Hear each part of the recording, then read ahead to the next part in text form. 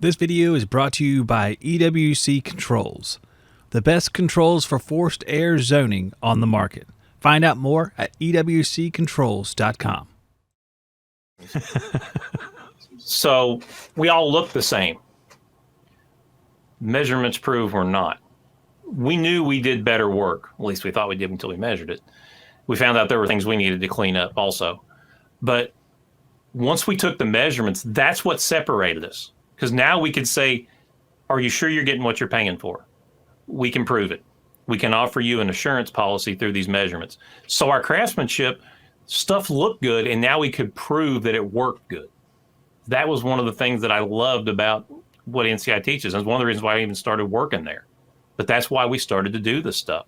Because what we teach and what we did was we were trying to elevate the industry, even our own little way in Central Kentucky, to change from being low-priced laborers to being well-paid craftsmen who get paid for what they know and what they do.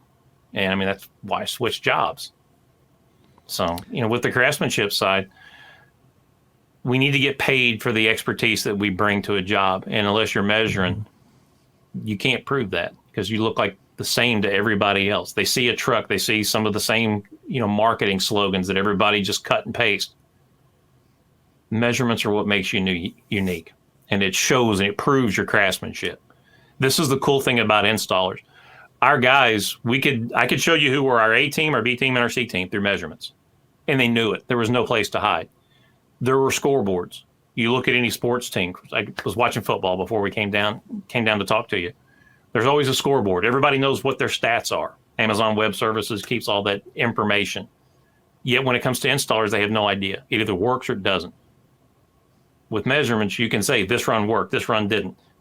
You can start to pinpoint and develop, a goal for people to work towards. So they do understand, hey, my work does make a difference.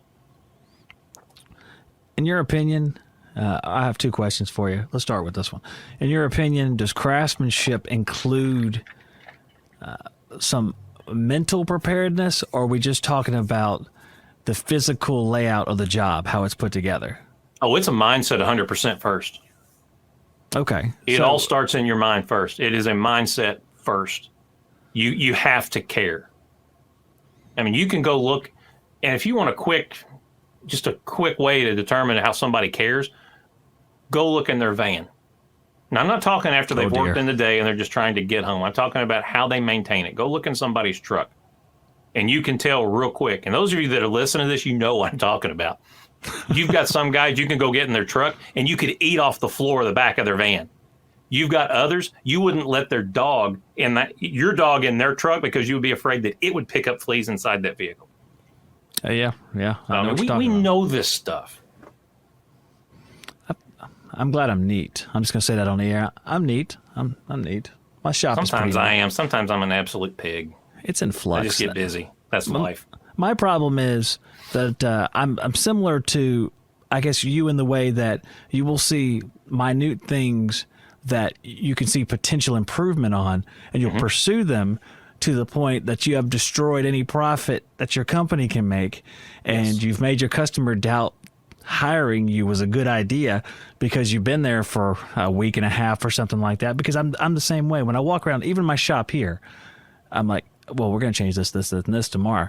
So we actually have to do some real work, but we have to change this 17 things before I can actually get started. And all of a sudden you shoot yourself in the foot. So I don't know, you have to learn where that point is, but I guess it's a fine line. Well, and communication comes in there also, because duct repairs, when you're doing duct modifications, it's sometimes they are not in and out. Now, for typical upgrades at the equipment, you're just increasing the size of the return drop, the filter, and changing the supply plenum amount and putting some good takeoffs in or a splitter tee or something. You can do that in a day. But if you're getting out into full duct repairs and you're fixing the system, and you may be there a couple of days, so you got to price that accordingly. And if you're not making 70% gross margins on those, you are underpricing them.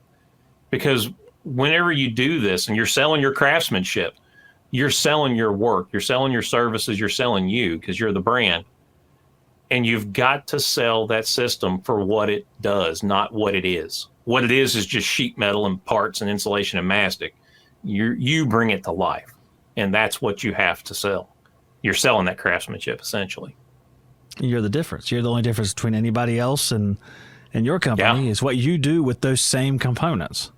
Yeah. So, And it's the installers, the lead guys are the ones that will cultivate this attitude and share it with the others. If you're a lead installer listening to this and you don't give a crap, whoever works with you doesn't give a crap either because you don't. If you do and people see that, they would much rather see a lesson than hear one. So if you preach, we got to do the right job, and then you're, slacking off, you've spoke volumes just by doing that. So people that lead by example, we see that. So your lead install guys are the ones that will cultivate this and run with it. So, but it's nice to be able to go home at night and know that you did a job well done and you didn't halfway do something. There's something that's contenting about that and peaceful. But it's not easy to do it because it does take effort. And that's where one of the other traits comes in, the work ethic part of it. man, that's exactly where I was going to head. And here's our segue for going over to work. Yeah, I know. It's like you have been on here so often that we just don't even need to speak to each other during the transitions. I was going to ask you one last thing, and it's that guy gets home from work. It's you know how it is. Sometimes it's 7:30, 8 o'clock. Sometimes it's later. But let's say it's 7:30, 8 o'clock. The van is trashed to the hilt. Do you spend the time right then and there to get it squared away? What do you do? You go in and you enjoy your family. You leave it all in the parking lot. You leave it all in your driveway. Is that learned, or have you always done that? Part of it's learned, part of it's from regret. Okay, I can understand that completely. Daddy's out there all the time. Yeah, I remember that sort of thing. Yeah. Well, good. Very candid. Thank you.